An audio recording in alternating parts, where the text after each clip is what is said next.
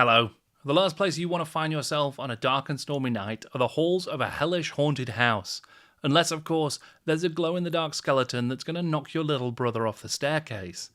I'm Jordan, this is Jordan Sorcery, and tonight we're tripping our toes tentatively over the threshold of the terrifying MB Games Ghost Castle.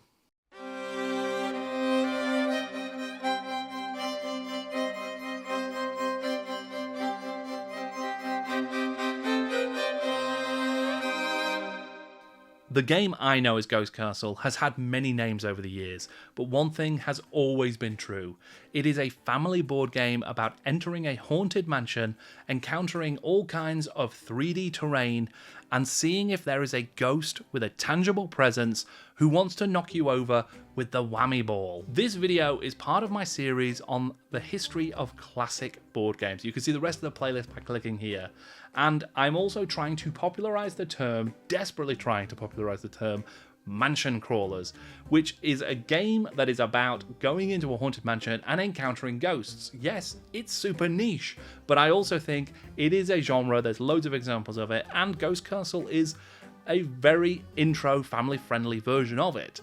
I've done a video about a couple of other mansion crawlers, which you can watch by clicking here. It includes Hako Owner, a very scary J-horror game, so give it a watch if you're into that. But this video is about the classic game Ghost Castle. Do you dare enter it? Wait, Ghost Castle? Is that the right name? Witch was published by MB Games in 1970, but it was invented by designers at Marvin Glass Associates. MGA, as it was often known, was a game development company that designed and engineered new concepts and prototypes for toys and board games, before selling them to game publishers for production. The list of games that came out of Marvin Glass's firm is immense, with classics like Rock'em Sock'em Robots, Mousetrap, and Operation. They developed fun, interactive, and brand new games that made the most of modern technologies and materials. MGA produced games for Hasbro, Ideal, Kenner, Matchbox, MB, Mattel, Parker Brothers, and many more companies besides. They were a powerhouse of this new innovative game design through the 60s and 70s. In the mid-1970s, MGA suffered a number of terrible tragedies, including in 1974, the death at the age of just 59 of their founder, Marvin Glass.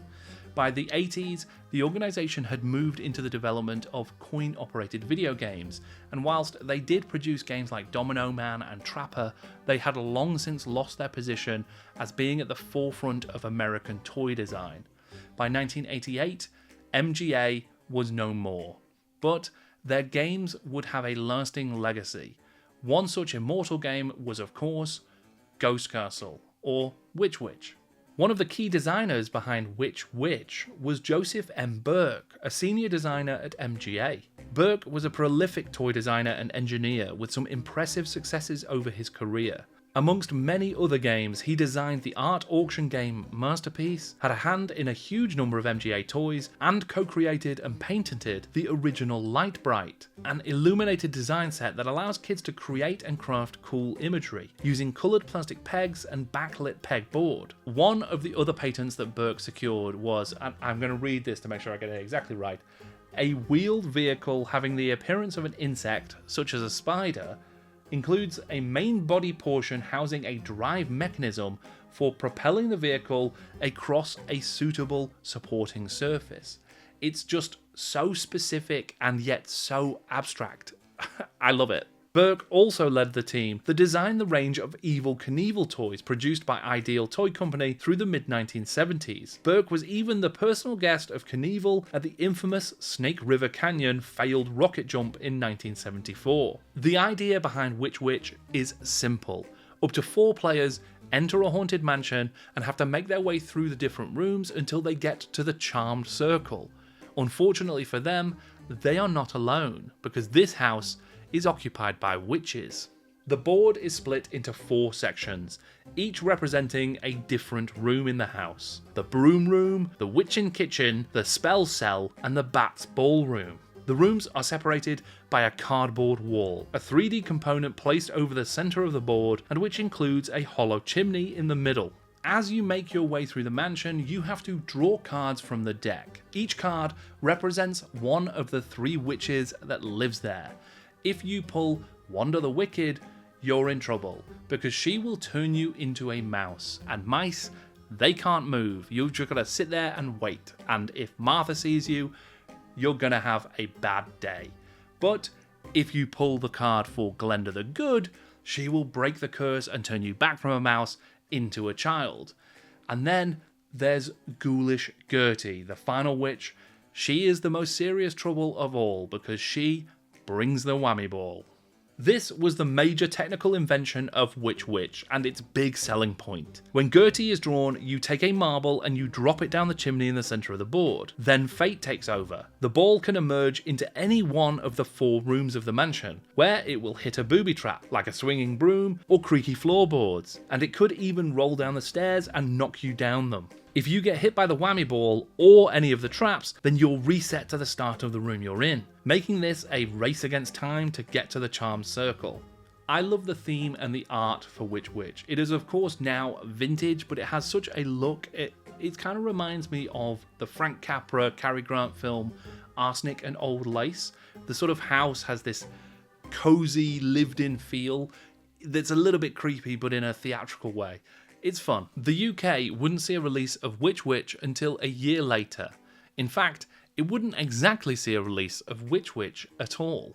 Instead, in 1971, Dennis Fisher Games licensed the game from MB and released it as Haunted House. All of the art and mechanics remain the same, but apparently Dennis Fisher just felt that the hauntings beat witches in the marketing lineup. Incidentally, Dennis Fisher was a Leeds-based game designer who founded his eponymous company. That company would produce TV tie-in board games like Are You Being Served and On the Buses, and held the license to produce Etch-a-Sketches for the UK market. Fisher himself is probably more famous though for inventing the spirograph, and after selling his company to Hasbro, the company that would later buy MB Games as well, Fisher went on to work with them in developing the spirograph for many decades. In 1975, Dennis Fisher, the company, would release a second edition of Haunted House, and they came up with the inventive name New Haunted House. But this is where the game started to move more aggressively from the witch theme to that of ghosts. The box art was completely replaced, with a photographic equivalent of kids playing this new version of the game in the presence of unsettled spirits. The cards were retitled, dropping the witch names and replacing them with new ghostly ones. Ghoulish Gertie became Ghastly Arthur. Glenda the Good was now the Friendly Soul, and Wanda the Wicked became Evil Dr. Creek. I'm very intrigued by this little bit of storytelling in the name Evil Dr. Creek. I would love to know, what's the lore behind that guy. The board and wall art was also fully redesigned, leaning heavily into that new Haunted Mansion aesthetic. There were other minor changes too, including one notably disappointing alteration. Instead of Evil Dr. Creek turning you into a mouse, he now turns you into a ghost. With Dennis Fisher, the company, no longer producing board games by the 1980s, it was left to MB Games to produce the latest version of Witch Haunted Witch House. Whatever. It was time for Ghost Castle. The 1985 reinvention of the game as Ghost Castle brought with it a number of changes. The core game remained the same, but there were art, mechanics, and dare I say lore changes for this new version. Most notably, the cards were gone. No longer did you draw a witch or a ghost to see what happened on your turn. Now, you used the ghostly spinner. The whammy ball remained, but the marble was gone. Instead, it was replaced with a pretty awesome upgrade. A glow-in-the-dark skull! I actually did try and film this little bit in the dark. Sadly, this little guy has lost his glow-in-the-dark glow. But trust me, originally it glue in the dark. The mansion's horrifying new aspect included giant bats and stalking shadows, but it was the tower and staircase that got the most dramatic overhaul. Now, it was made of plastic. A year after Ghost Castle was released, MB Games put another version on the shelves, except this time you weren't playing plucky kids tackling the ghosts. No, you were much better prepared. In fact, who you calling? Who is it you're going to call? 1986's The Real Ghostbusters Game was based on the cartoon pilot that was based on the movies. A new mechanic was introduced into this version to bring it more closely in line with the nature of the Ghostbusters. You had to collect ghost cards before you could move from room to room. There was also a new rule that let you spook another player. This was basically like playing rock, paper, scissors, except the winner would get to take some of the ghost busting equipment from the loser. And just to be clear, please don't confuse this, the Real Ghostbusters game, with the completely different The Real Ghostbusters The Game.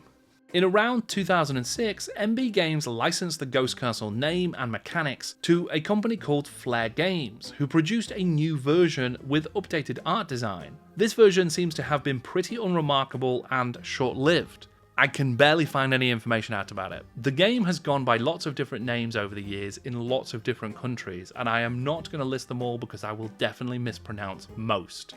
But I will say that in Denmark it was called Spookslot, in Italy it was Castello Incanto, and in Finland it was Kumistulina, which I'm pretty sure I did mispronounce, yeah. But not to worry, because in 2012, Goliath Games would release a new version of Ghost Castle, and this one would have a subtitle, Ghost Castle Mr. Creepy. This version would again update the design of the castle and the components, with a more modern look, and the whammy ball traps were given some enhancements too. In this edition, there's man traps, bearskin rugs, and even a massive twisted tree, all placed around a grand central tower. And now we get to the modern history. In 2020, Ideal Games, the publisher that had worked with Marvin Glass Associates in the 60s and 70s, would produce a new version of Ghost Castle. This new version was also released by Buffalo Games in some markets, and it features an elaborate 3D cardboard construction for the castle board and a light-up ghost that sits atop the central tower. The story for this one has changed once again. Now you're paranormal investigators trying to find out if this castle really is haunted. But little do you know that your presence has actually activated a presence, Count Spookslot. And that is not a version of the Danish Spookslot, if that's what you're thinking. Count Spogelsesslottet has come back from the dead to terrorize these investigators. You actually play two paranormal investigators in this one, and you have to get both out of the castle in order to win. Even with all of the changes that have happened to the art and the story and some of the mechanics, I think it's super impressive that 50 years later, people are still playing Ghost Castle or Witch or Spookslot or whatever you want to call it. The fact that Joseph Burke and the other designers at MGA created not just one, but loads of games that have had this incredible lasting legacy, that have been on kitchen tables and dining room tables and have been played by kids and families for literally decades, is amazing. I think it's just testament to how good a job they did. These games are fun, they're immersive, they are just simple to pick up and play, but you have a great time. We recently got hold of a copy of Ghost Castle again, and it was just fun to crack it open, to drop the whammy ball, to see where that skull landed, and to see who could just make it through first. Even though it's totally inconsequential, we had a great time. I think, board games are fun, right? That's I guess the moral of this whole video and story, is that board games are fun. I like playing board games. I'm sure you like playing board games. We should all play more board games, basically. I hope that you've enjoyed this little journey into the scariest corner of kids' board game history. I certainly had a lot of fun putting it together. If you did, then feel free to leave a like. Please leave a comment if you've got a memory of playing Ghost Castle or Witch or Haunted House or Spookslot or any of the versions of this game over the years. I'd love to hear about it. I am very close to 3,000 subscribers right now at time of recording. Hopefully by the time this is released, I've beaten 3,000, but if I've not, and even if I have actually, please subscribe if you haven't. I really would love to see you come and join the community that we're building here. I've got lots of interesting videos on the way. Thank you very much for watching. I am Jordan, and this is Jordan Sorcery.